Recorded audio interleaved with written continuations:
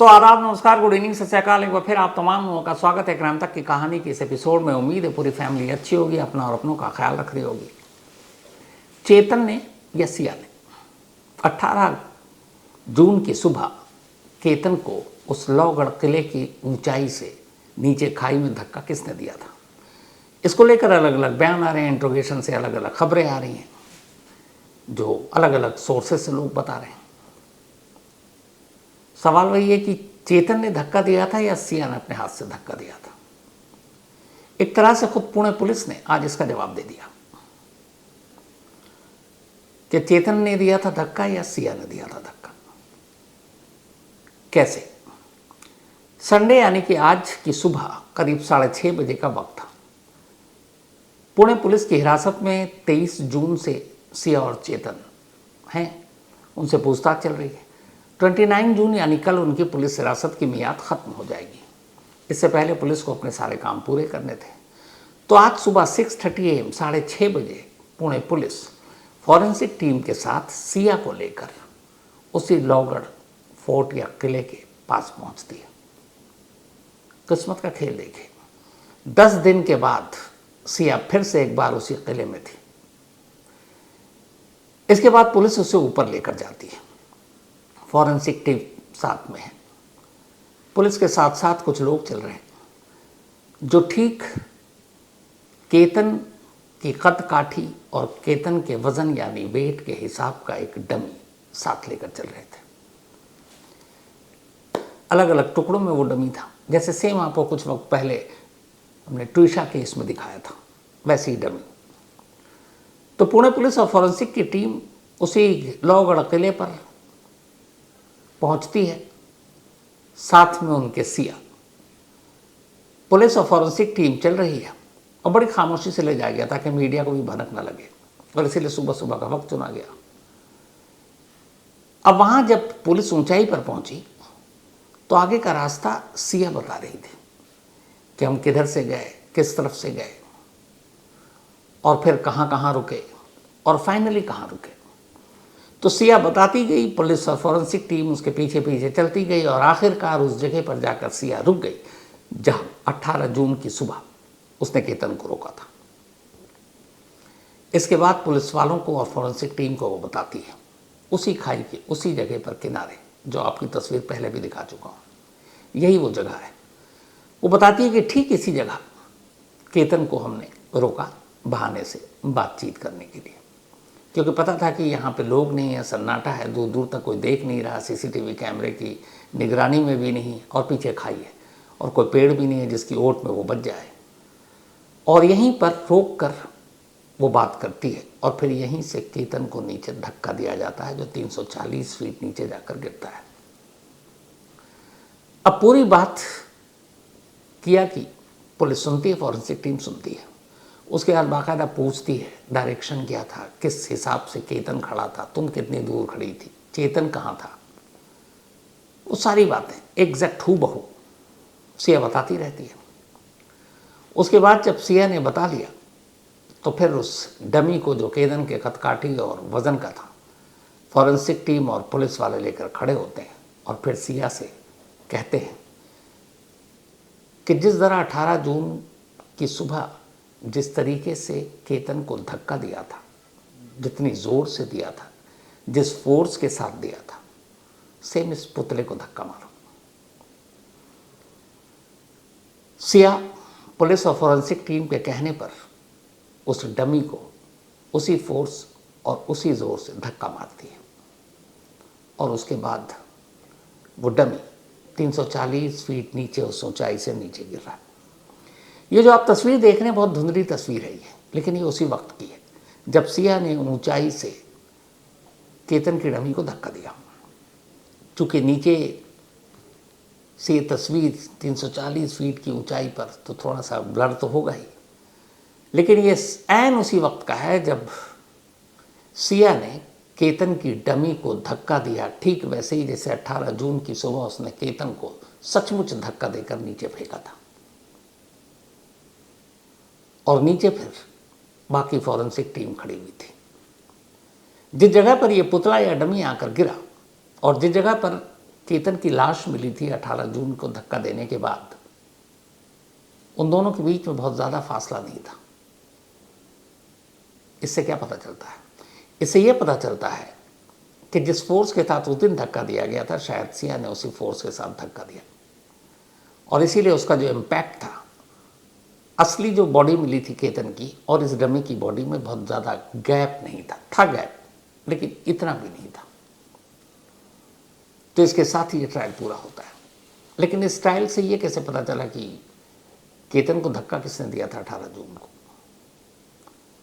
इसलिए कि जाने अनजाने पुलिस और फॉरेंसिक टीम ने इसका जवाब ऐसे दिया कि आज इस डमी ट्रायल पर, इस फॉरेंसिक इन्वेस्टिगेशन के लिए संडे को पुलिस और फॉरेंसिक टीम सिया को सिर्फ अपने साथ ले गई थी, चेतन को नहीं।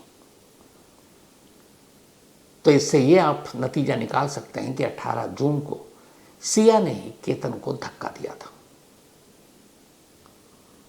तो पहले ये बात हो रही थी कि चेतन ने दिया या सिया ने दिया।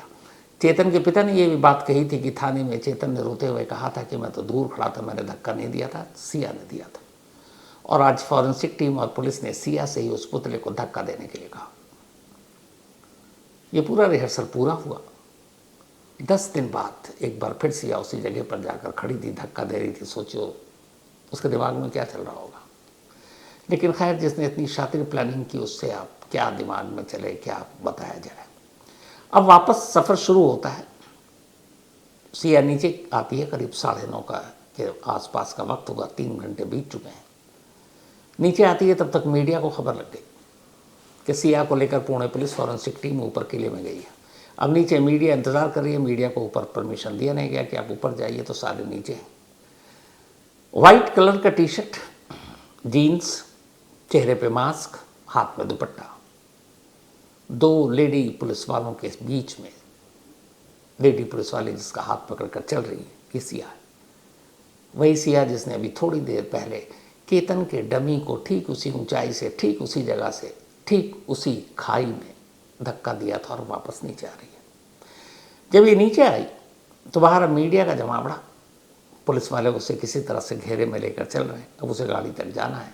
तभी जोर से आवाज़ आती है, सिया तुमने केतन को क्यों मारा? सुनिए ये सवाल। सिया आपने क्यों मारा? सिया आपने क्यों मारा? सिया आपने केतन को क्यों मारा? सिया क्यों मारा? सिया क्यों मारा? चेतन मारा या सिया मारा? कई बार रिपोर्टर ने पूछने की कोशिश की, लेकिन जाहिर सी बात है ये जवाब मिलना नहीं था, मिला भी नहीं। सिया गाड़ी में बैठी और यहाँ से वापस पुलिस हिरासत में उसी थाने में चली गई जहाँ से 23 जून से वो रह रही है। कल तक पुलिस हिरासत की मियाद है। कल के बाद उसको कोर्ट में पेश किया जाएगा। अब पुणे पुलिस पर है कि वो उसे और पुलिस कस्टडी में रखना चाहती है तो ठीक, नहीं रखना चाहती है और जुडिशियल कस्टडी में फिर दोनों को जेल भेज दिया जाएगा। तो ये तो पहला चैप्टर। अब जब नीचे आए तो फिर 2 पुलिस वाले, एक पुणे के ग्रामीण जो एसपी हैं वो, और एक सीनियर इंस्पेक्टर, इन दोनों से मीडिया ने पूछा क्या जा पाए, क्या किया, क्यों गए, क्या क्या हुआ ऊपर। तो आगे बढ़ूं, एसपी साहब और जो इंस्पेक्टर साहब हैं, इन दोनों की जुबानी बहुत शॉर्ट में सुनिए कि इन दोनों ने क्या कहा, सिया ने ऊपर क्या किया था। आज सुबह सिया ने बताया, जैसे हम उसको वहाँ पे लेके आए और सीन रिक्रिएशन हो गया है। सिया ने बताया क्या क्या हुआ था, उस हिसाब से हमने सीन रिक्रिएट किया। जो विक्टिम है जिसकी डेथ हो गई है, उसे रिक्रिएट करने के लिए क्या प्रोसेस किया गया था? उसके लिए हमने उसी वेट का एक स्टैचू बनाया था, वो हमने किया हुआ। एक्यूज को लेके क्राइम सीन रिकंस्ट्रक्शन किया गया है जी। तो वहाँ पे एक्यूज ने कहाँ पे वो गए, किस रास्ता लिया और कैसे वो इंसिडेंट था फाइनली वो हुआ, वो वैसे उन्होंने हमें यहाँ पे दिखाया है। बाकी की इन्वेस्टिगेशन जो है उसकी प्रोसेस जांच में क्या मदद कर रहे हैं ये लोग या फिर किस तरह का बिहेवियर रहा है? कोऑपरेट कर रहे हैं। तो इन दोनों की कहानी भी आपने सुन ली। अब इन दोनों से पूछताछ में हर रोज नई जानकारी बाहर आ रही है। एक और जानकारी बाहर आई है। जानकारी ये कि 18 जून को केतन को उसी पहाड़ी पर ले जाकर धक्का देने से पहले और 14 जून की नाकामी के बाद 14 से 18 के बीच में सिया और चेतन एक बार दोनों इसी किले पर आए थे रेकी के लिए, रिहर्सल के लिए। दोनों बाकायदा उस जगह पर आए और जहाँ से धक्का दिया था उस जगह पर गए। वहाँ जाकर दोनों खड़े हुए, दोनों ने बात की कि किस पोजीशन में केतन को खड़ा करना है, कैसे उसको उलझाना है और फिर किस तरीके से अचानक धक्का देना है कि उसे संभलने का मौका ही ना मिले। तो बाकायदा चेतन और सिया इसी जगह पर, इसी ऊंचाई पर पहुंचकर इन दोनों ने पूरा रिहर्सल किया था। मतलब रिहर्सल किया कि कैसे करना है। इतना ही नहीं, इस रिहर्सल के साथ साथ इन दोनों को एक डर भी था और वो ये कि कितनी भी हम एहतियात बरते, हो सकता है पुलिस को हम पे शक हो, हमारे रिश्तों पर शक हो, फिर हमसे पूछताछ हो, न भी पकड़े जाएं, पूछताछ हो सकती है। क्योंकि पूछताछ इसलिए भी ज़रूरी है कि सिया तो केतन के साथ होगी 18 जून को और उसके सामने ये सब कुछ होगा, तो वो तो मेन विटनेस है, चश्मदीद है, तो पुलिस पूछताछ करेगी। और अगर शक हो गया या फिर चेतन के साथ उसके रिश्ते का भांडा फूट गया तो पुलिस चेतन से भी पूछताछ करेगी। तो ऐसे में उन दोनों को क्या जवाब देना है। बाकायदा सिया और चेतन ने इस क्वेश्चन आंसर इसकी भी तैयारी की, रिहर्सल की कि पुलिस क्या क्या सवाल पूछ सकती है सिया से, पुलिस क्या क्या सवाल पूछ सकती है चेतन से, उनके रिश्तों के बारे में। यहाँ तक कि अगर पुलिस को ये पता चल जाए कि उस दिन चेतन की भी मौजूदगी थी तो वो अपनी मौजूदगी की कहानी क्या सुनाएगा, इसका भी रिहर्सल ये लोग कर चुके थे। और तो और प्लानिंग कितनी गहरी थी कि 18 जून को जब चेतन अपना मोबाइल अपने शॉप पर छोड़ कर आया, हुडी पहना ताकि उसे कोई पहचान नहीं पाए, पर उसने एक और काम किया। कदम कदम पर इन लोगों ने पूरी रिहर्सल कर रखी थी। इन दोनों को पता था, बाकायदा जब रेकी और रिहर्सल की तो ये पता था कि इस फोर्ट में कितने सीसीटीवी कैमरे हैं। इन दोनों ने खुद अपनी आंखों से एक एक कैमरे को टटोलने की कोशिश की और लोगों से पूछा अनजान बनकर। तो पता चला कि इस किले में, लोहगढ़ किले में कुल 3 सीसीटीवी कैमरे लगे, 3 जगहों पर लगे। एक मेन एंट्री पॉइंट जो आपको दिखाया, जहाँ पे ये हुडी में कैद हुआ था और ये कैमरा दिख रहा है। दूसरा बिल्कुल सेंटर पॉइंट पे, जब आप इस किले से एंट्री से आधे रास्ते पर पहुँचते हैं तो वहाँ एक प्लेटफॉर्म में लोग थक जाते हैं, रुकते हैं थोड़ी देर के लिए, वहाँ पे दूसरा सीसीटीवी कैमरा है। और तीसरा, जहाँ इस किले को जाने वाली सीढ़ियाँ ख़त्म हो जाती हैं और जहाँ वो प्लेटफॉर्म है जो एक सेल्फी पॉइंट है, वहाँ पर एक सीसीटीवी कैमरा। तो इस पूरे किले में 3 कैमरे हैं। चेतन ने क्या चालाकी की, उसे पता है कि एंट्री गेट पर सीसीटीवी कैमरा और उसमें वो कैद होगा। तो 18 जून की जब वो सुबह गया तो उस कैमरे से अपना चेहरा छुपाने के लिए उसने हुडी पहन लिया। अब उसके पीछे आप देखेंगे, पीछे बैग भी है, उसके पिट्ठू बैग भी लेकर चल रहा है। वो जनरली लोग जाते हैं पानी का बोतल हाथ में लेकर जाते हैं, पर वो बैग लेकर चल रहा है। बैग क्यों ले गया ये आगे बताता हूँ। अब वो पहुँचता है तो देखता हाफ में एक दूसरा सीसीटीवी कैमरा, वहाँ पे भी उससे निकल जाता है। इसके बाद जो लोकेशन है जहाँ पे ये फाइनल हुआ है कि अब केतन को यहीं से धक्का दिया जा रहा है, उससे ठीक पहले एक सुनसान जगह पर चेतन अपना हुडी उतारता है। हुडी उतारकर बैग में रखता है, पिट्ठू बैग में, और बैग से एक टी शर्ट निकालता है और उस टी शर्ट को पहन लेता है।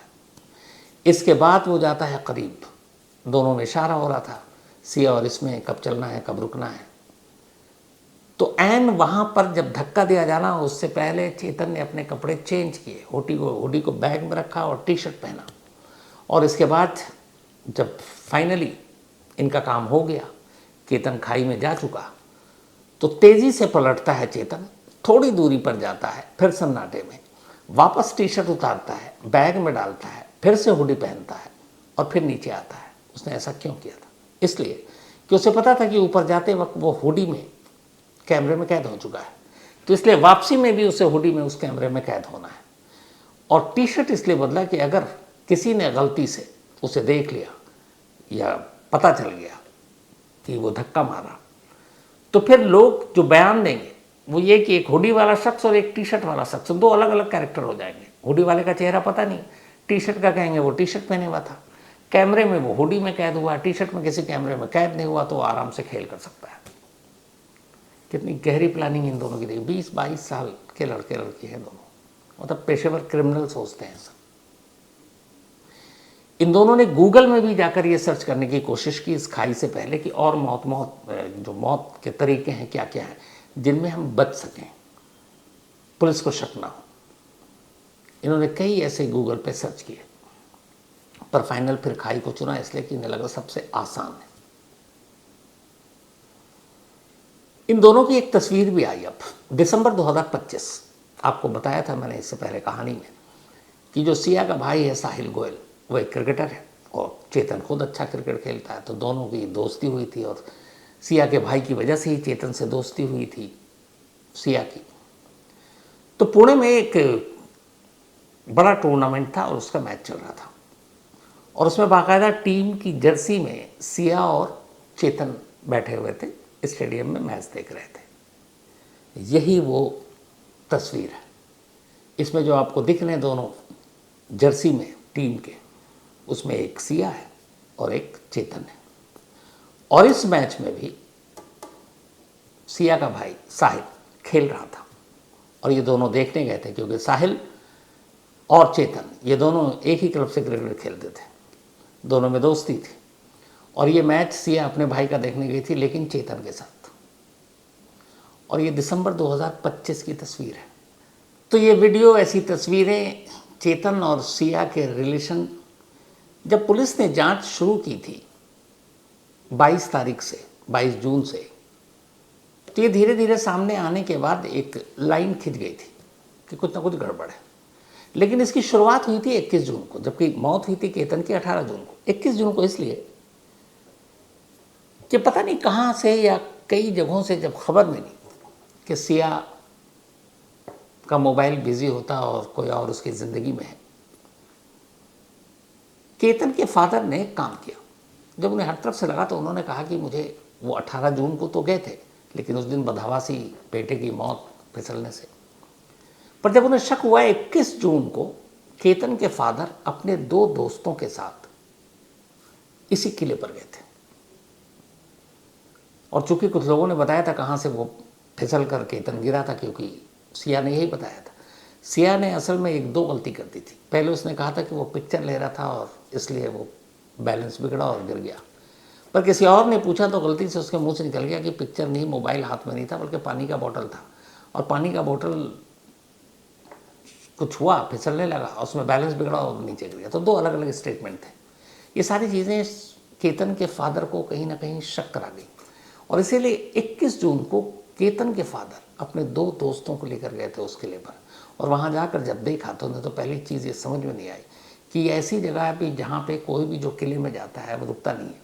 केतन के फादर खुद कई बार इस किले में जा चुके हैं अपने दोस्तों के साथ, रिलेटिव के साथ, बट उनका मानना है कि यहाँ जो भी लोग आता है, जिस जगह पर सिया ने निशानदेही की केतन के गिरने की, उस जगह पर आमतौर पर कोई भी टूरिस्ट, सैलानी या वहाँ आने वाला नहीं रुकता है, क्योंकि जिस जगह खाई है, बराबर में रेलिंग नहीं है, कोई सेफ्टी नहीं है, वहाँ कोई कैसे रुकेगा।